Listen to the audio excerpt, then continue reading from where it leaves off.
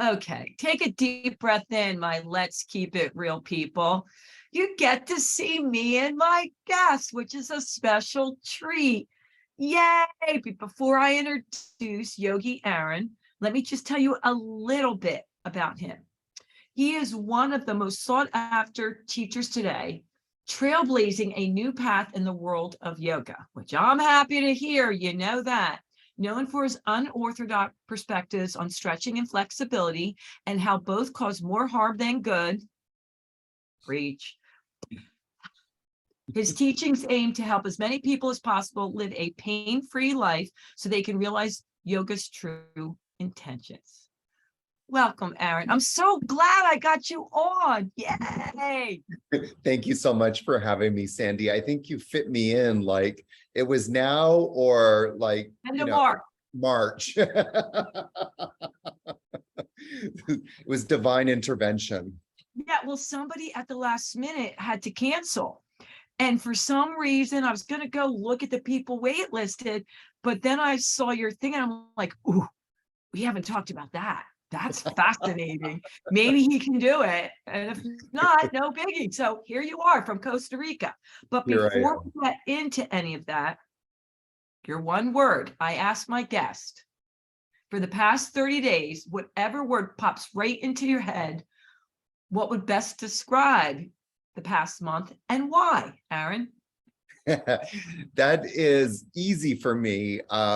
Manifestation. Because there's this last year has been so much about manifestation. I mean, honestly, the last decade has been about manifestation. Your whole life, right? But I was, at the beginning of the year, I was faced with two options. One option went through one door was kind of healing from this exhaustion from the pandemic, from the last decade.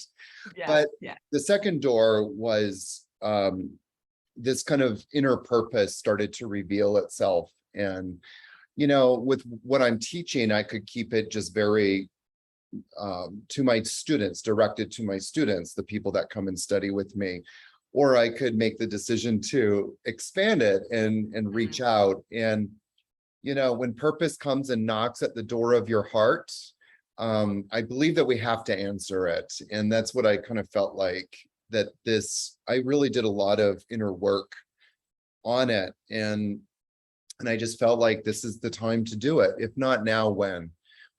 So even though I kind of went into this kind of exhausted, this project has actually fueled me and given me a whole new sense of purpose in life. I know I talked a lot, Sandy. So if you want to just jump in and cut me off anytime, please do. But yeah, this has really given me a sense of purpose, and I feel like there's some conversations we need to have in the yoga world, and in writing my book and in producing this podcast series, which I did, which was very much a storytelling kind of documentary-esque kind of podcast. That it really has kind of made me come to a lot of conclusions through interviews I've done with people. And it's been really energizing for me because people like you go, yeah, that makes sense. And, you know, we need to talk about this. And that just totally gets me excited. Well, Aaron, nobody really knows this story, but we got to start off with this and why I was so excited to bring you on. So, and let's keep it real. What you might not know is I've been in the health club industry my entire life. So I've owned and operated health clubs, I mean, for over 30 years. And I've taught everything, every single class,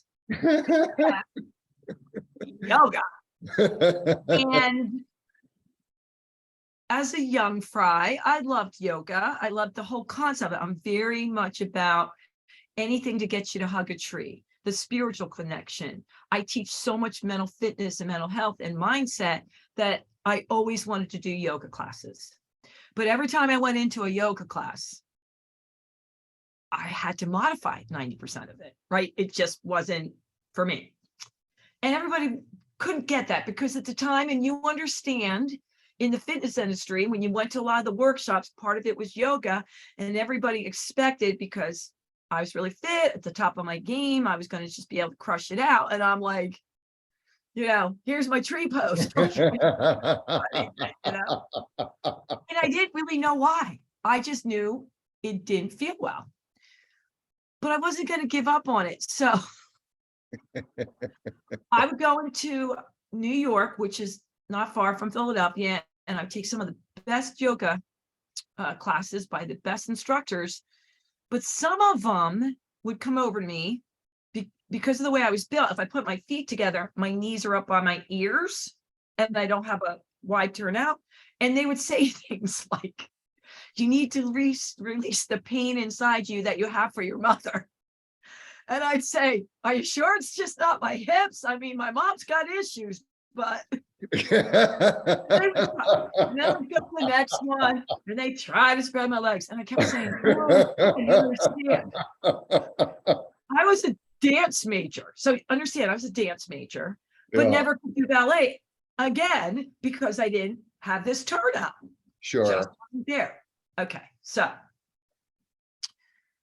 I decided maybe yoga wasn't for me at the time, but I would bring still yoga into my studio and then discovered all the different systems of yoga. And then one day, and it wasn't even till my 40s, one of the yoga instructors said to me, has anybody ever said you might have hip dysplasia? I go, what do you mean? She's like, I bet you if you had your hips x-rayed, you were born with hip dysplasia, meaning your hips are tilted really far forward. I go, that would make sense because I can do everything, I can jump, whatever, but I have no turnout. And she's like, yeah, I don't think it's because you're not one with the universe. It's got nothing to do with your mother. Because I fall off my mountain bike, so I don't go get x-rays for a reason. I have been pummeled. And the guy goes, you have hip dysplasia. I go, I wish I would have known that when my ballet teacher was trying to get me to do so anyhow, years and years later, with my own search, I thought, I don't think it matters that I can't do that pose, nor do I want to, but there might be something that I could enjoy of the mind, body, and spirit. And it wasn't until I sold all my health clubs in 2019, did not know about COVID, but thank you. And I went to Caprala Institute in Massachusetts, and they introduced me to a whole different way of yoga, dance yoga, chanting yoga, drum yoga. And I'm like, I knew it. And that's where you come in, Aaron. And because I'm thinking, there's got to be a different way. There just got to be a different way. This can't be good for your body. Now, they didn't injure me just for a moment, like some of your things. Do you know what I mean? Yeah. I was just in pain for a week or two. It was my own defiance that was like, something's telling me something's wrong here. Yeah. Now, Aaron, that's why I had you on the show. No one even knows that story, but that's my story. And I'm sticking to it. I love it. I love that I love your energy and enthusiasm for your story. Thank you. So it's a lot to get in, but let's just talk about why you went on this search of maybe there's something different about yoga that can be taught here. I don't think my body's feeling so great. I mean, I was reading through it. You were in a lot of pain. And thank God for Eric. Love the name Eric. My husband's name is Eric. So shout out to Eric. Eric is a miracle worker, and he's located in LA now, and he's just amazing. But I mean, I started yoga when I was 18. I was very athletic. I still, in my mind at least, am. And, I mean, I love to stay active. My activities, of course, have changed a little bit, but I still do, I love spending time in the mountains and hiking. And when I was 18, I started yoga. And to make a long story short, because there is a longer version of it, um, there's, I started yoga when I was 18 and really hurt my back. And, I did, there was a lot of things that started to happen that just didn't make sense to me. And I just chalked it up to, well, this is my body. And I never put the dots together that certain muscles weren't working in my body. And because those muscles weren't working, that I was developing more and more pain. I was making the problems worse. I had an unstable lower back, and my back was unstable because my hip flexors and extensors weren't working. In layman's terms, that means for people that my glutes weren't firing properly. And then there was an opposite effect with my hip flexors not working. So there's like this one yoga pose, for example, which I could never do. And if you asked me to go into it right now, it would almost be impossible unless I did some muscle activation on myself. But that's boat pose, and the Sanskrit word is for navasana. So it's like when you're sitting on your sit bones, you lift your chest and you lift your legs off the floor. Oh yeah, I've seen people do So that. both at the same time. I can't do that without proper preparation, which is good because now I know. But the fact that I couldn't do it is just a sign that my hip flexors, meaning my quads and my psoas, just were not contracting properly. And so I was constantly putting stress on my lower back. My lower back would be in pain. And because my lower back was in pain, there was stuff going down into my sciatic nerve. So I thought that I needed to do all these hip openers, right? And child's pose and all those things. And I got really flexible, Sandy, like really flexible. I used to have suffered severely from tight hamstrings. I managed to open them up. I'm doing air quotes for podcast listeners. And but then what would happen? The pain would always come back. And over the years, I would stretch to feel better, but the pain would always come back. I didn't realize that the stretching was actually making the problem worse. And I didn't understand the science of it. And to be quite frank with you, there is, like, if we did a poll of 10,000 yoga teachers, I bet you not even one of them would understand the science of stretching and what is actually going on in the body. And I don't say that from a judgmental place or superior place. I really struggled with it with myself for several years. So I have empathy for people like trying to grasp this idea. It flies flies so much in the face of the common wisdom out there. And it wasn't until I was about 45 at the time, and I ended up in the orthopedic surgeon's office with him telling me, you're going to need a spinal fusion. Yay! And I'm like, yay, yeah, exactly. So that's kind of that's what led me down this path, and where I am today with my stop stretching stuff. All right, there's a lot to unpack with that story. And you're right, there is a longer version, which I actually really, really enjoyed.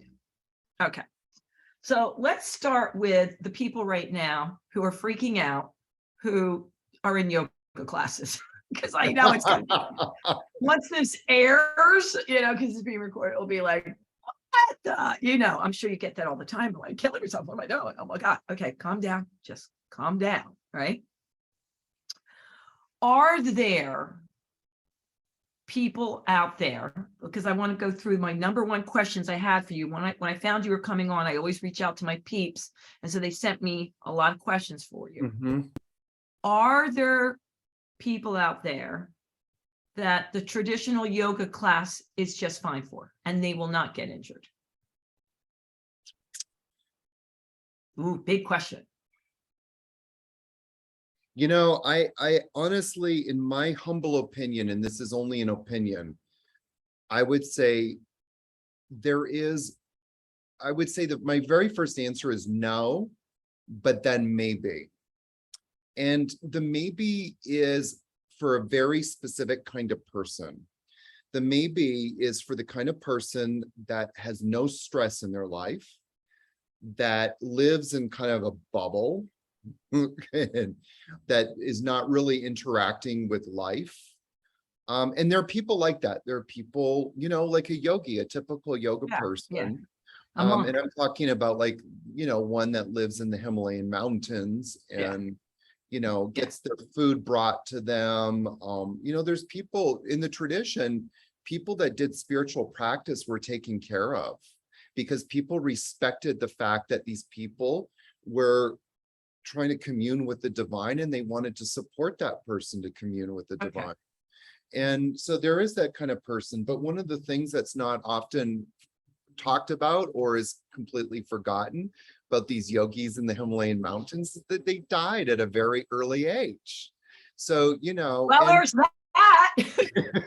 and one of the things, while I'm just mentioning that, it's like yoga people in the tradition, not in America, but in the Himalayas, Yeah, when their I'm with bodies started to give out, they checked out.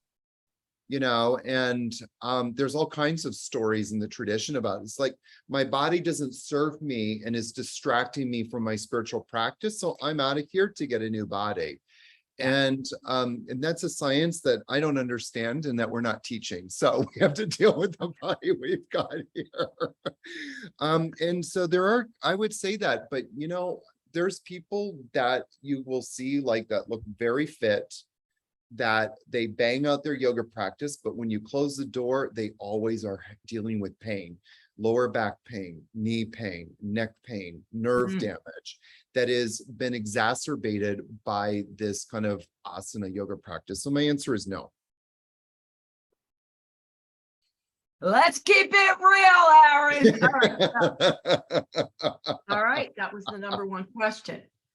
The number two question, let's really dive into putting aside yoga over here, but they can't see me, so we're gonna just put yoga over here. You're and putting just yoga talk in a about- box. Yeah, and let's just talk about stretching. Yeah. Okay. Do you believe in stretching, like for athletes? Most of the people I know, let's just even start with runners. They know not to stretch cold, right? They warm up their body a little. They do a light run, walk. They do a light stretch. They do their run. And then afterwards, they do a light stretch. Yeah. So I have to just say one thing, and I appreciate you putting yoga to the side because, and I'm just going to say this and then move on, but that stretching and flexibility have hijacked yoga, that yoga teachers do not know how to teach yoga unless they're teaching stretching. And that's a big problem because stretching and flexibility has absolutely nothing to do with yoga. Now we put that into a box, we come back to your question. Yeah. So I'm ready. So here's the thing with stretching. First of all, one of the reasons why they say you should stretch is because you're going to prevent injuries. To my knowledge, and I've done deep dives into this, there is no evidence, empirical evidence to say that stretching prevents injuries. The studies that have been done, from what I have gleaned, and it's really hard to do these studies, by the way, because, and I could get into a whole conversation about that, but it's very hard to do these studies. But the studies that I have seen done either say there's no difference, or two, that actually muscle function has been diminished because of stretching. And when I say diminished, what I really mean to say is weakened. And so stretching, there is evidence to support that stretching actually weakens muscles, which is not how an athlete wants to perform. If you're going to go work out, and I'm going to lift weights, and you see like a lot of these guys, they're stretching their pecs, putting their head against the wall to open their chest. And then they're going to go lift these weights, but the pec muscle is not working. And because they've stretched it out, I myself have conducted numerous experiments. I always start my teacher trainings having my students activate their muscles feel the strength of the muscle, and then stretch that muscle, and then go back and repeat the same exercise, and they all the time feel weakened. I've done muscle testing with students before and after stretching. They always test weak. There's a study out of Lenox Hill Hospital that did the study on athletes and found that by stretching, they weakened their muscles for up to 30 minutes before they were going to go for their exercise, go for their run. And then there's other studies that have tested muscle function and found that people that stretch weaken their muscles up to 1 hour and 30 minutes afterwards. So there is really no place in my book for passive stretching. Okay, so you're going to have to dive into that, because my runners are going to be like, okay, so I should do nothing. I just go out and run. So talk about what you mean. What's the difference in, like, we're going to go into mobility? Yeah. So one of the things, like, so there's this term out there called passive stretching and active stretching. Yes. Now, Yes. I don't like the word active stretching just because it has that word stretching in it. And what we're actually doing is activating. So it's active activating would be a better terminology. And a lot of people don't even know those terms, so that are listening. So let's just, go. Yeah. So Let's if dive into it. if you're talking about, like, say, a hamstring stretch, so you're lying on your back, and you're lying on your back and your legs are straight out, and you bring your right leg up to 90 degrees. Okay. I'm Now, with you. that's dynamic stretching. Okay. If you just bring the leg up to 90 degrees, what is the muscle that's actually doing that action? That muscle that's doing the action is really the quads and hip flexors, right? So if you just hold the leg there, say for 6 seconds, and then you lower the leg back down, and then you do that again for 6 seconds, you bring the leg up to 90 degrees or as far as you can. For 90 seconds, you come back down. That's a great technique, because one of the biggest issues that a lot of runners have is weak or inactive hip flexors. And that actually will start to strengthen the hip flexors. But if you bring the leg up to 90 degrees and then you grab the leg, or you grab the toes, or you use a towel around the foot to pull the leg forward, that's passive. Now you're passively moving a leg beyond what it's capable of moving to. So when you brought the leg up as far as you could go, that was your natural range of motion. When you grab the leg and bring it closer to you, now we're passively stretching the hamstring, and we're actually passively forcing the quads to contract beyond what their capacity is. When we stretch, there's a couple of physiological scientific explanations. One of the simplest ones, which is kind of a border not scientific, is that when you bring the leg up to 90 degrees, my brain is connected to that muscle. If I hold it there for 6 seconds, it creates a pattern. It creates a feedback loop, if you will. If I repeat that exercise, it reinforces that feedback loop. So my brain knows where the muscle is in space. But if I grab the leg and pull the leg closer to me, my brain is disconnected from that muscle and doesn't know where that muscle is in space. And so it disconnects. And so what essentially happens is that the brain loses connection with the muscle. So the brain no longer knows where to tell the body to contract. It doesn't know which muscles to tell to contract when it needs stability. Okay. So Aaron. Was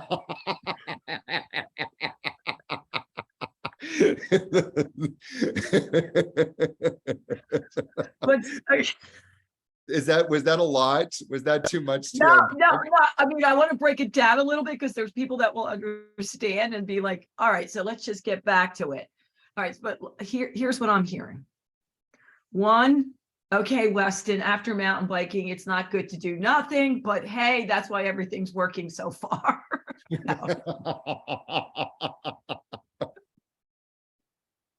This is actually something, again, that I've studied a lot, because it's not even like I had the science behind it. Me knowing how the body is connected to the mind and spirit, it all works together. It just wasn't making a logical sense in how I knew things work from my exercise physiology background. That being said, because it could be a little confusing for the lay person, it's Sure. not saying do nothing, No, but the stretching word, because they're going to hear no stretching, and you're saying active stretching. You know, people call it mobility exercises. There's a Mhm. lot of ways to do that that will be great for your body, but Yeah. you don't like using the word stretching because it gets messed up or viewed with all the other ways people are stretching. Yeah. And really what you're saying is those yoga instructors that were trying to shove my legs down, I should go back and say naughty, naughty. Bad yogi, bad yogi. I knew I wasn't not unconnected to the universe. Unfortunately, there's a lot of, and again, sounds disparaging, but it's not. If we kind of go up 30,000 feet, that there's a lot of blind leading the blind, and even in the medical community, like people just accept that stretching is the answer because we have been programmed to think, and I know this is true because I've interviewed a lot of people, that we've been programmed to believe that stretching and flexibility equates health, a youthful body, and who doesn't want to be youthful? Who doesn't want to be healthy? So in order for a lot of people, like they think of those, oh, I need to be flexible to be healthy and young. And I believe that too. And that was one of the reasons why I kept stretching, is because I want to be young. I want to be healthy. Of course, who doesn't? Aaron, if I could fly to Costa Rica right now, I'll come hug you, because it's like preaching to the choir. We were just having this conversation the other day, and we're sitting around the campfire having a good old time. And somebody goes, oh, I just, did this move in yoga. Sandy, I'm sure you could do it. And I said, I'm probably the least flexible, fit person you know. And they're like, what do you mean? I'm like, yeah, knock on wood, I'm healthy, I'm strong, I've been extremely fortunate. And I do a lot of things that, I don't just do one activity. I'm very balanced with my activity and what I need. And I do, not as often as I should, but I do mobility exercises. And they were like, that's impossible. How do you want to be, fit in this? You have to stretch. I was like, I'm telling you, I'm the least. And so I went and I showed them. They're like, oh, and they got so upset for me, So I can't wait for them to listen and watch your podcast. I'm like, in your face. Well, I just want to say that for the science people out there, episode 3 of my podcast, we dive really into the science and understanding like all the, the bones of it, and what the science is really about. Because this is the hard thing, I think, that a lot of yoga people, when I interact with yoga people, they usually have one of 3 responses. Their first one is anger, and just like, how dare you say something like that? The second response is ignoring me, and like you would, your crazy grandmother. Like, oh yeah, that's Aaron. He's just babbling, wrap a blanket around him. And then the third response is like, oh my God, like you have finally said what I've been thinking about for a long time. And I find like that third group of people is really small, but it is starting to grow because more and more people are injuring themselves badly in yoga, and they're not really getting what they really came for in yoga, which is to unleash or unburden their mind so that they can feel the lightness spirit. And that's really the real promise of yoga. Yeah. Well, I'm not a yoga person, and for obvious reasons we went through, but I can just imagine, because I'm thinking all my friends that are yogis, and it's more than just working out to them. It's their community. Yeah. It's a religion to some of them. And if this is what they do X amount of days a week, 5 days a week, 7 days a week, and this is their practice every single day, it's like you're telling them the world isn't flat. It's like, what do you mean? And so it's turning the whole way of believing upside down. And that can be a lot. Yeah. Yeah, I'm It sure. can be a lot. Um, can I just circle back to something that you said earlier? It's like you have a lot of people who are athletes listening here, and Yes, a lot, a lot. I do believe very strongly it's really important to do muscle activation exercises, which is what I teach. And like, for example, today, just before talking to you, I went out for a big walk. Walking is sort of my new exercise these days. And I always spend about 20 minutes doing muscle activation Yes, exercises yeah, because I yeah. want to make sure that my glutes are working. They're a main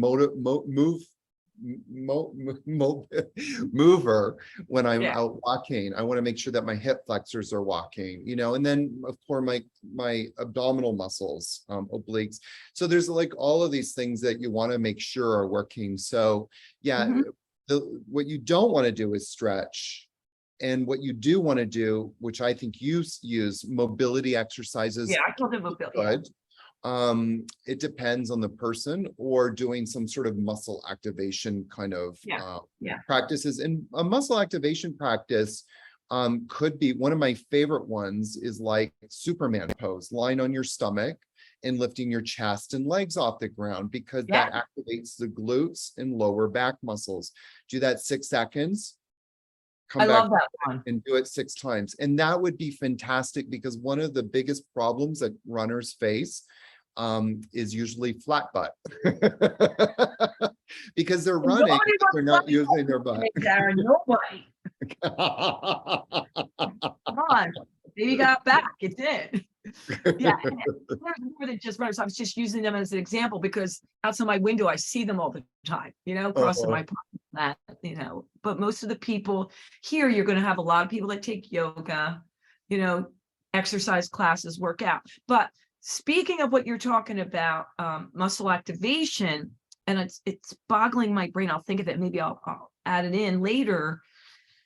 There are many trainers, just like your guy Eric, that do believe like you do, because years ago in my club, the trainers were teaching that kind of stretching, non-stretching, and doing it and saying no, no, no, no, and there would always be this big war going on between the traditionalists. And I mean, that's starting back, and I'm going to say, I remember seeing it really becoming popular in 2000, muscle activation techniques. And I'm sure it's not, it was in the way they stretched their client and taught their client versus it wasn't in the yoga classes. It was kept separate, and I think that's when I called it mobility exercises. Yes. I'm sure if I went into your stuff, some of what I'm doing is similar to that, that you've put in yoga. So let's go back now to your yoga classes. Give me you said your classes are like 90 minutes. How much of the component is the spiritual connection and the mindset, as well as you're doing this muscle activation in your yoga? That's a very good question. A lot of people just think like, oh, what am I going to do in my yoga classes? Just teach muscle activation. So I usually will incorporate, there's 2 elements to it that you want to approach from, but one is definitely find ways to weave muscle activations into the way that we approach postures. So the posture that I just talked about right now, in Sanskrit is Shalabhasana, or locust pose, or Superman pose, where you lie on your stomach and you lift your chest and you lift your legs. That's actually a fantastic yoga pose that doesn't get a lot of press in many yoga classes. A yoga pose. Oh, absolutely. It's a fantastic one. Energetically and mentally, it completely balances you out. In fact, it's actually a great pose to do before you go to bed if you're suffering from insomnia, because of just the effect that it has on the mind. You just really get a quiet mind from doing that pose. But one of the reasons why, by the way, yoga teachers don't do this pose very often is because it's hard. And it doesn't get people a chance to really kind of quote unquote go into their flexibility. It's a very strengthening kind of pose. But doing stuff like that in our yoga classes, another one is one of my favorites is bridge pose. Yeah. Where you are on your back, your knees are bent, feet are on the floor, and you just elevate your hips up as high as you can, pressing down into the floor with your heels, and you squeeze your glutes. And that is such a great glute activator. And you do that 6 seconds, 6 times. And there's a couple of others like that, but we start to weave that in. So that's the first part. And then the second part is that we start to view things differently. For example, if I'm coming into a forward bend, a seated forward bend, or a standing forward bend, well, instead of just kind of flopping into a pose with gravity, the goal is no longer to see how far I can go, but to see maybe to go only 50% and understand that the muscles, what are supporting me in this pose is my abdominal muscles, like in a forward bend. The goal is no longer to stretch my back and stretch the hamstrings. It's actually to keep the core activated. And so part of my teaching methodology is to constantly remind people, and it's really hard to do because people immediately want to go in their flexibility, but to just practice coming out of the pose 30 to 50%. So only going in as far as 30 to 50%. Now we have accountability and integrity, and we maintain stability. So would you recommend, they want to know for the weightlifters, would you recommend, I know your answer, but you would say it, that they do active stretching, not stretching, sorry. You can use say active stretching or dynamic stretching. It's fine. Train the head. Mobility exercise before they weight train. Absolutely. I mean, one of the things in my story is I love to work out. I worked out incessantly, but I would continuously get shoulder and neck pain. And so guess what I did to fix it? Stretch it out, but it never worked. So the only thing that would really work was me going off of weights for 2 weeks to 4 weeks. I mean, so this was a constant cycle. I would start working out, I'd get motivated again, and then I would go to the gym and hurt myself because I was constantly stretching my delts, stretching my triceps, my pectoral muscles. And so there's like, for any weightlifter, you really want to make sure there's 3 main muscle groups. Of course, there's others to consider, but there's 3 big muscles is the trapezius. You want to make sure your traps are working. If I tested most bodybuilders' trapezius muscles for how strong they were, they would always test weak. I've never met people with activated activated trapezius. Now, that's not to say that they can't, pull down 100 pounds. That's different. That's a strength test. That's not a test where we're testing a muscle's ability to contract and contract on demand. So there's a part of that muscle that their brain is not connected to. And the reason why I would always hurt myself was, like, say, for example, I'm doing a bench press. Well, if my pecs aren't activated and my trapezius isn't activated, then I'm relying on my rotator muscles to kind of push up. I'm rotating on other little muscles to do the work. So I was saying that there's 3 muscles. You want to make sure your traps are activated, your pecs, and serratus anterior.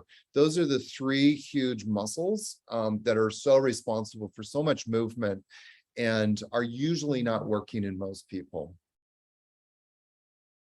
I know you, and I love weight training. Years ago, I got tested by a young man, one of my mentors, who said, if I tested you, I bet your traps are weak. I'm like, what are you talking about? My back is the strongest. Like, I can lift my size, like 45-pound dumbbells. And guess what? He was right, and he showed me how to activate and all about mobility exercise and and it really saved me. Yeah. And the same thing like you were talking about, not from working out, but from doing dumb crap on my mountain bike. I fell off my mountain bike a million times and I hurt my neck, and all the stretches they gave me, I'm like, no way, Will Roger, I know that can't be good.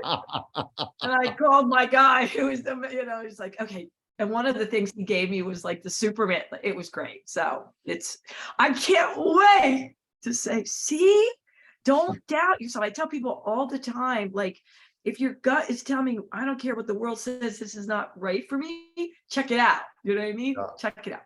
All right, Aaron, there's so many things that I want to get in here, and we're not going to get to it all. And that's fine, because they can find you, they can look you up, they can do your podcast.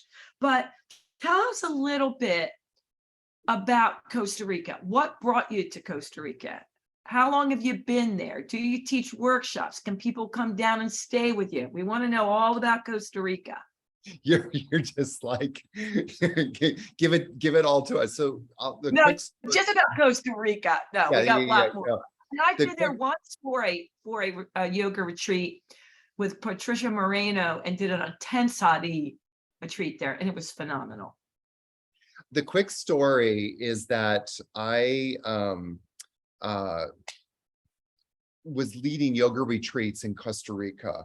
And I came down here one time and I found a property with a Century 21 sign out of it. And I looked into the property, and beyond was this beautiful ocean, this turquoise ocean. And my heart, again, the purpose was knocking at the door of my heart and said, well, you have to buy this place. And right at that moment, I was in Costa Rica with who became my business partner. And I said to him, Adam, would you like to do something with me here? And he said, yes. So we started Blue Osa Yoga Retreat and Spa. It opened in 2010.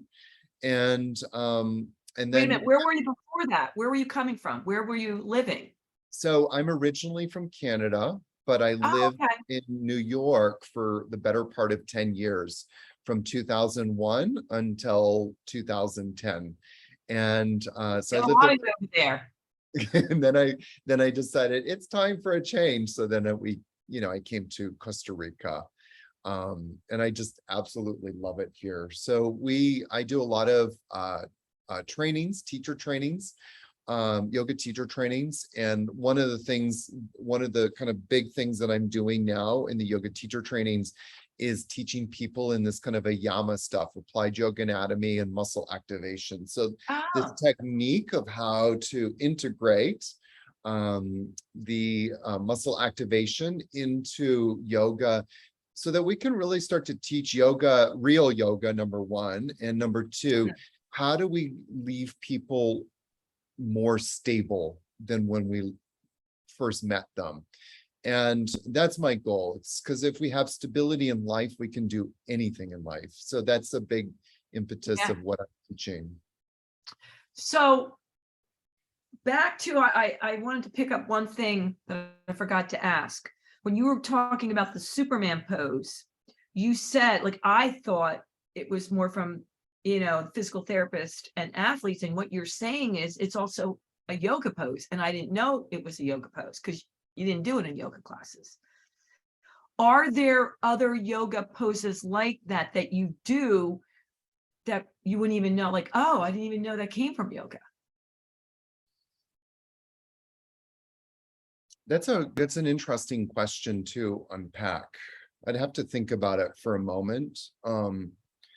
There is, that particular pose, Shalabhasana, Superman pose, is actually in the tradition. If you read the Hatha Yoga Pradipika, you'll see, that kind of pose in there. And because of the energetic qualities that it has. So there's not actually, a lot of people don't know that there really isn't that many quote unquote real yoga poses. What's happened is that we've taken some of the basic yoga postures and then completely blown them up. And we've actually turned simple movements like plank pose. Plank pose is now a yoga pose. Well, was it a yoga pose before, or did we just kind of make it into a yoga pose? So that has happened a lot as well, especially in the last 100 years, that there's all of these poses that all of a sudden have become yoga poses. Gotcha. Okay, so I love the fact, I'm just going to read some of these when I ask for tips for the people. I Yeah. love these. They're like, make time for yourself every day to be still. Use positive affirmations daily. Move your body. I love him. And I did, by the way, we did not talk before this, and I did not tell him to say this. Wake up every day asking yourself, am I manifesting and living my life purpose? And number 5, commit to the practice of gratitude and only speaking words that are kind, true, and necessary. Oh, I love these. I love these, and I'm glad you sent them to me. So let's talk about from there. They want to know what your routine is. Like when you wake up in the morning, what does Yogi Aaron do first thing? When I wake up in the morning, I ask myself, how am I living my purpose today? Right. I always make my coffee in the morning, and between making my coffee and just having that kind of routine and then going out and sitting out on my porch. And I have a river outside my place in when I'm in the city, and then when I'm at Blue Osa, we live right on the ocean. So I connect to water, and water is the place that I go to feel grounded, to feel, Yeah. expansive, all of those things. It connects me to limitless possibilities. And I really take that moment in the mornings to align my thoughts with what is important to me. Am I living my purpose? And then also just, I don't kind of eradicating any kind of negative thoughts, or being aware of any negative thoughts and Okay. replacing them with positive thoughts. And I really believe that what is in our head becomes our reality. And the moments that I don't do that practice, and I'm kind of like having a negative attitude, it just infects everything in my life. Absolutely. And then I become grumpy, and I become, not a nice person. And so I really try to, as much as I can, align with my best self. And one of the practices that I do to do that is what you read on the 5th part. About a year and a half ago, I got into a really dark place. It was a combination of just giving. And I just started to notice that every word I was speaking started becoming negative. And I just was tired. I was just tired. So anyways, I went to Greece for 2.5 months. And that was part of I just needed to recoup. Yeah. But before I left for Greece, I said, I'm going to embody the practice of gratitude, and I'm only going to speak words that are kind, necessary, and true. And if I feel like I want to complain, I'm going to just express gratitude. And, when we make a commitment like that, the universe tests us very quickly. Yes, So when I got to absolutely. Greece, I got to Greece and I rented a car and I left Athens. And about 1 hour later, the car broke down underneath, a sun. It was 120 degrees outside. And I remember like, okay, I am thankful for my health in this moment. But it created this aura of grace and patience that I might not have had.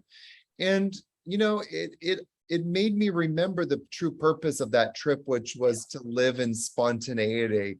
Well, the universe was giving me spontaneity, and there was where I was really challenged. And but also, by committing to that practice, it helped me stay in purpose for what my trip was all about. Mm, mm.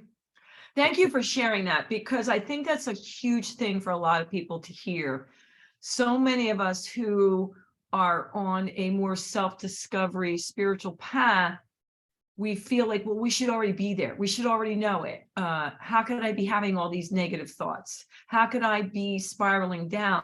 And I always say to them, oh my God, it's just, you get here and then there's the next thing. Then you get here and then it's next. It's a part of the journey, So I really appreciate you saying that how you had to step back because you were overly giving. For me, I know when I do that and I take time to sit with myself, the first thing I feel is I'll start feeling resentment Yeah. because so-and-so's not doing that. They're not giving. Well, guess what? You know what I mean? Like, no one asked you to do all this. So I have to really regroup. You know, I go out and talk to my trees. So I really, really appreciate that. Aaron, you mentioned, I'm thinking years ago, I could have done that yoga teacher training. So maybe I could add yoga to my repertoire. All right. So anywho, so right now, I just want to clarify for the layperson out there, you're not doing yoga retreats for them. It's only for people that want to be instructors. Well, I mean, the yoga teacher training immersions that we offer, or that I offer, is one of the best ways for people. It's like a 2-week therapy course. It's a 2-week Gotcha. course on how to live life. So we use the format as yoga teacher training, and I've done a lot of formats, but the yoga teacher training one is the best. I would say that 70%, and the number is probably higher, of people that go into yoga teacher training do it because they want to just expand their knowledge of yoga. And the yoga teacher training method is one of the best ways to do that. Gotcha. And doing it with me is a big blessing because that every teacher training I do, well, first of all, I teach real yoga. And and there's a lot to unpack in that statement, I know, but I understand.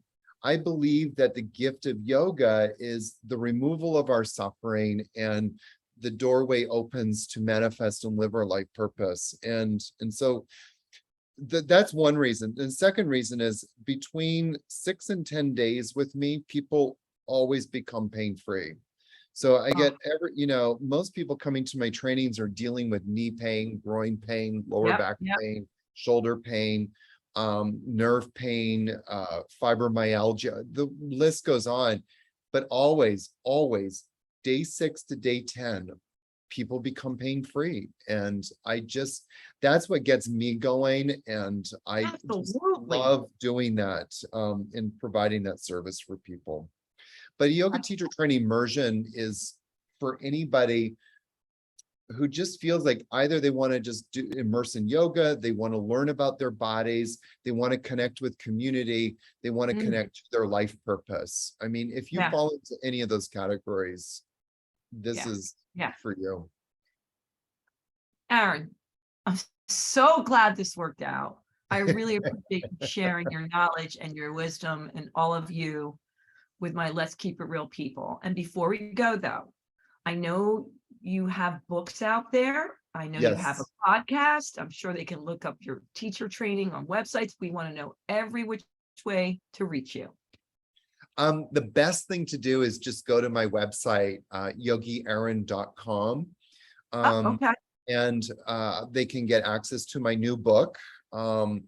And if you don't mind putting it in the show notes, you can put the link, the direct link to my book. We'll do that. Just releasing this week, which is called Stop Stretching, New Yogic Approach to Master Your Body and Live Pain-Free. And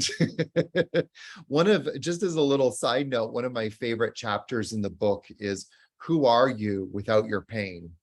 And we kind of dive into a little bit of the yogic philosophy around it, but the book is primarily giving you real practices that you can apply into your life.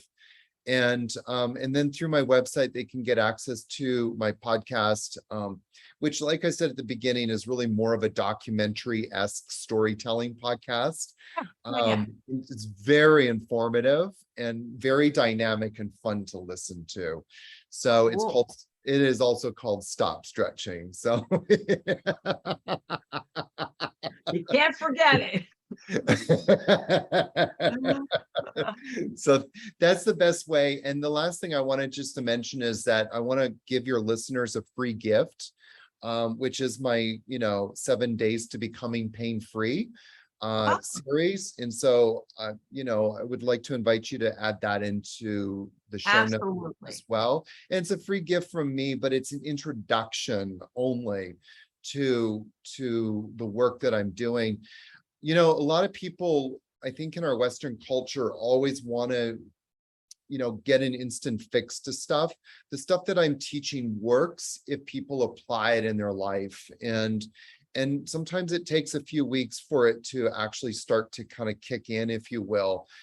Some of us have had very stressful and traumatic lives, and that has an effect on our neuromuscular system. So we have to kind of give ourselves time to mend, if you will. Yes. Yeah. So have compassion with ourselves. That's what I'm saying. Have compassion with yourself and your process. All right, Aaron, thank you so much. But before we go, the last thing, is there anything that we didn't get in that you wanted to get in today? Everything. There's so much to talk about.